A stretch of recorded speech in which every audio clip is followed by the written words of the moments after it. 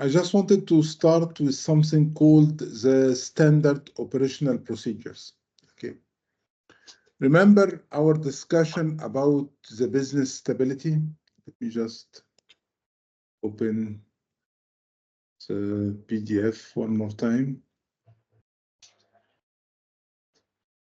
From our job description, I keep remind you that our main responsibility in any business is the stability of the business, right?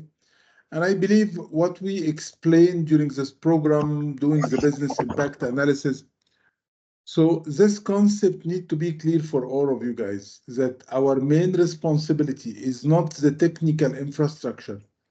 It's just to provide stability for the business. Okay. And you have to consider that in everything you are doing. This is very, very important to keep in mind, that stability is part of your job, and anything that will affect the stability, you will usually get responsibility for that. This is our job description, and securing the business, this is usually your concern. So let me give you a scenario and tell me if this is your responsibility or not.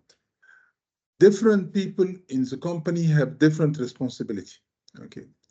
So for example, let's assume that one of IT department or security or any, someone from your company, he is responsible to enable USB port. So for example, USB, you have a policy that all USB are blocked in your organization. And whoever need to use USB, he need to follow a process. He need to fill a form, get it signed by his management, and then send it to you for confirmation, and then send it to IT so they can enable the USB. Okay. And this form need to be justified. So he should say, I need the USB because I have an important presentation and I need to copy a USB on the presentation USB, whatever was the reason, and then the management will sign. So there is a process that someone is doing to enable USB or disable USB. Okay. Now the question is, if one day this guy gets sick, he didn't show up for work, and then someone needs to open the USB, but the one who's doing that, he's not available. Can you consider this a part of your responsibility? I mean, are you responsible for that to make sure, because this could be a critical business function. Management, they are looking to copy some important file on USB and the USB is blocked. And only one person who know how the process go, how to enable USB. So is this a part of your responsibility? Yeah, 100%. Okay. If you have someone in your company who is responsible for managing the account, he's a system administrator. He's the one who create account for new employee. And if someone left the company, he's the one who disables the account. If someone forgets his password, he's the one who resets the password. This is a critical business function or not? If this guy didn't show up, or he's sick, or he died, whatever happened to him, and he's the only one who's managing that, and for one day he didn't show up for work,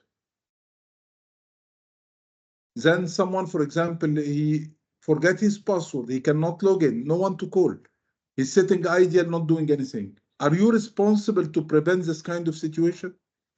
Right?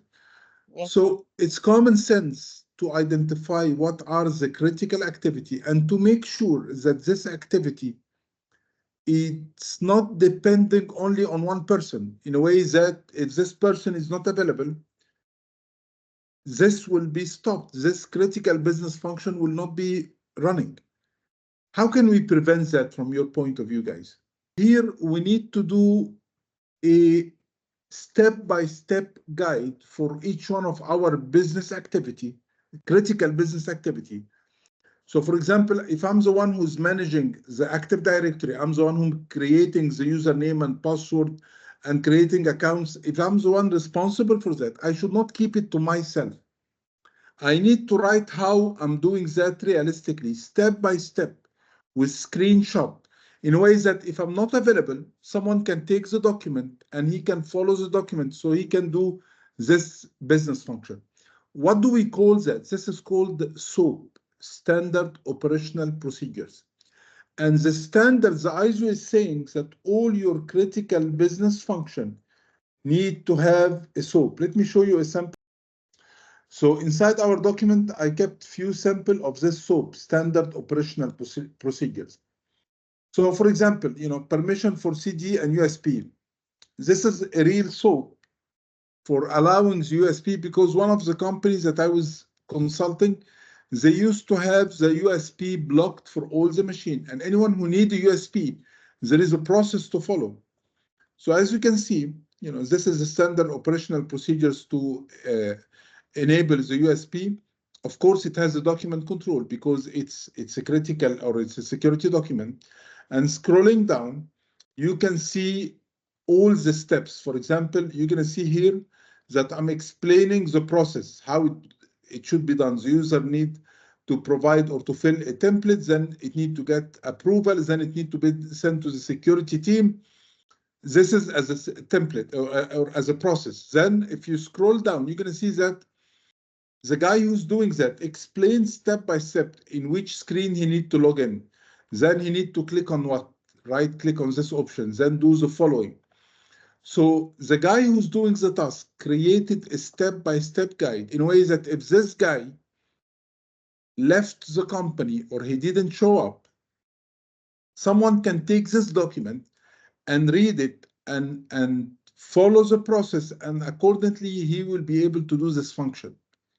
Okay, and this need to be detailed as much as you can. Okay, who should write this document? Is it me as a security specialist, or is someone else? So if someone is managing the domain controller, the system admin, for example, he should be the one who create the SOAP for the domain controller.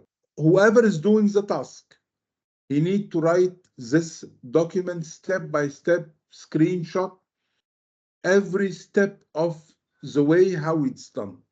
Okay. My third question, how many documents do we need to create? How many SOAP do we need to have? I have to identify what are my critical business function. So from when I go for a place and I see what each one is doing and how critical is it, I can identify, okay, this is a very critical task that may affect the business. I mean, how can I say, or how can I define critical? I will say, if this guy who's doing this function is not present, how that will affect my business? It's going to be affecting one of the critical services. Some of the activity will not be done on time. This may affect our reputation. It may have a financial impact, legal impact. This is how we can evaluate. Most of the time, 90% of the time, it's only within the IT department. I mean, the concept apply on all departments, but from my experience, most of those SOAP are done for critical business functions that IT is doing, creating or managing the account, providing specific services. Most of the IT department services that are critical for the business need to be documented in a document like that, and this is called SOAP. My responsibility is, number one, to identify the critical business function. What reference I may have. I mean, if I recently joined the company and I really didn't get enough time to identify all the critical business function, is there any documents that I can check to see what are the critical business function in this organization? Asset register, 100%. There is one more document we covered in the disaster recovery plan. Yeah. What was the main document in the disaster recovery plan? Business impact analysis. You remember the BIA document, where each department mentioned all the critical services? So this is also could be a reference. And my own evaluation also, this is an important point. But the thing is, any critical services, they need to be documented. Now, the point is, because usually those documents need to be done by people who are doing the task. And most of the time, people will not be comfortable doing that. Some people will say, if I write all my activity here, they can let me go anytime, because some people get this mentality. I know someone who used to work as a network administrator, and he will never share anything that he's doing with anyone else, knowing that if the company let him go, then they will be in a big mess. So you need to push that. And more important, you need to validate the document. I mean, if I ask someone to create this document on how to enable the CD or DVD permission, and he said, okay, here is the document, I wrote it down. Maybe what he wrote is not really realistic. Some people are thinking like that. Your responsibility is to validate the document. How are we validating the document? What we usually do, we write on the end of the document a validation part. For example, Islam is managing the permission for USB and CD.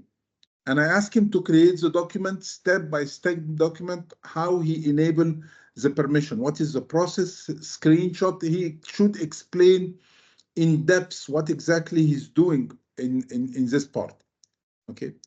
And he sent me the document. I will not take Islam document for granted. What I will do, I will ask someone, maybe Noof, which is working in a different department, or maybe she's working in a different area. I will give her the document and give her the proper permission and ask her, could you please follow the document and make sure that you can do the same task just by following the steps? So I need to let someone else, except the guy who created the document, to validate the document. So I will give him the permission, because definitely you need to have some kind of permission. And then I will tell him, follow the document and see if you can do the same activity and end up providing the permission. And if it went fine, and if it went successful, I will write down that this document was written by this person and it has been validated by another person, which means I did check that the document is valid. If tomorrow Islam is not available and I give the document to anyone, he will be able to follow it. So we need to include a validation here. And I have to write who validated the document. Very, very important. Okay. And it's one of the things that we always face in our organizations, that someone is leaving the company, and then whatever he was doing, specifically if it was critical, we don't have any documentation.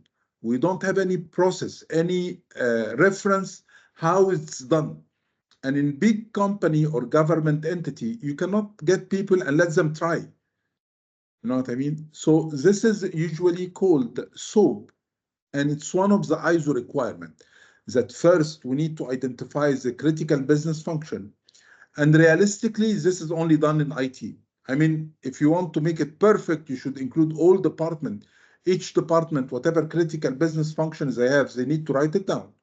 But realistically, it's not done like that, because most of the critical business functions are IT. Email services, domain controller, vulnerability management, all the critical business functions are within the IT and security. Okay. It has to be written step by step. It has to be validated, and it has to be reviewed. I mean, maybe I created this year, but next year I have to check one more time. I don't have to recreate it, but I have to check, because maybe the applications that I'm using right now, they release a new version and the screen look different. So it has to be validated every year. But this is very, very important. And it usually takes time, by the way. You have to request for people, they will not obey or they will not cooperate. Then you have to raise it to management and you have to push. And then you have to validate each one of the document. It will not work from the first time. You will send it back to the one who wrote the document and ask him to update. It takes time, but eventually this will keep a very high stability in your business. because everything is documented. Okay. So this is very, very important. And what do we call this document? Standard operational procedures.